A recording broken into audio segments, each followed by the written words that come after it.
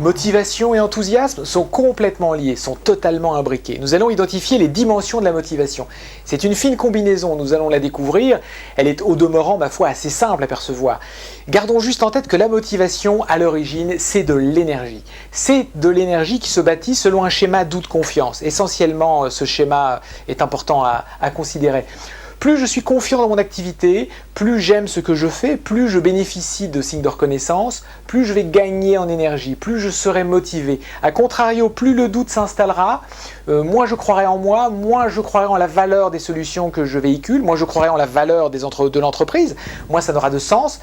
Moins j'aurai d'énergie et plus j'accueillerai la démotivation. Donc gardons bien cet élément en tête, la motivation c'est avant tout de l'énergie. Dans ce registre de la motivation, eh bien, deux dimensions vont cohabiter.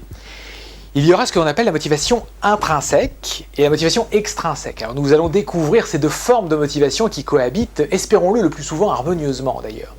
Lorsque l'harmonie est présente, vous verrez que l'enthousiasme n'est pas très loin.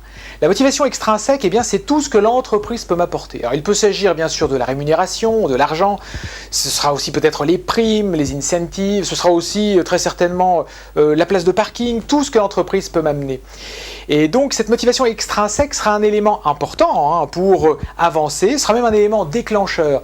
Lorsque l'on choisit de rentrer dans une entreprise, d'offrir à l'entreprise ses compétences, eh bien, quelque part, c'est souvent la motivation extrinsèque qui guide l'orientation et les choix, le salaire, etc. Donc la motivation extrinsèque est un élément starter important, déterminant. Faire un travail, toutefois, rien que pour l'argent et rien que pour l'extrinsèque, crée à moyen terme, je dis bien à moyen terme et à long terme, l'irritation et la démotivation. Ce n'est pas parce qu'on aura des primes sur primes à un moment donné qu'on sera heureux. Ce sera un sentiment, avoir des primes fait toujours plaisir, ce sera un sentiment à court terme. Ça fera plaisir, mais qu'en restera-t-il au bout de 48 heures, 72 heures, je ne sais pas. Et pensez-y à ça. Les primes cumulées, d'ailleurs, peuvent, à terme, amener la déprime, parce que lorsque l'exception devient une règle, eh bien on s'aperçoit que c'est pas évident à garder en tête comme étant un élément gratifiant et positif. Donc faire un travail rien que pour ça, rien que pour la motivation extrinsèque, c'est pas ce qui va générer l'enthousiasme, quelque part. Et l'enthousiasme va pas spécialement se nourrir de ça, même si... on en convient, il la faut, cette motivation extrinsèque, bien évidemment. C'est la motivation intrinsèque qui va jouer le rôle déclencheur. Faire le travail par plaisir. Faire une activité parce qu'on aime, parce que l'on est confiant. Et c'est l'intrinsèque, c'est cette motivation intrinsèque qui procure l'envie de faire au mieux et qui procure réellement l'optimisme et l'enthousiasme. Une personne enthousiaste est naturellement prédisposée à motiver et à attirer le succès plus qu'une personne dénuée d'enthousiasme.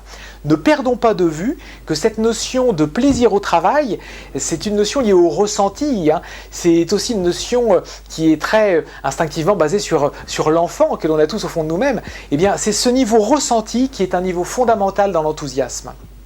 Et pensez bien au signe de reconnaissance. Un manager qui dit régulièrement à ses collaborateurs « c'est bien ce que vous faites, c'est bien ce que tu fais, je suis fier de toi, tu es absolument incroyable », c'est l'enfant qui prend le message. C'est la dynamique du ressenti, c'est le plaisir.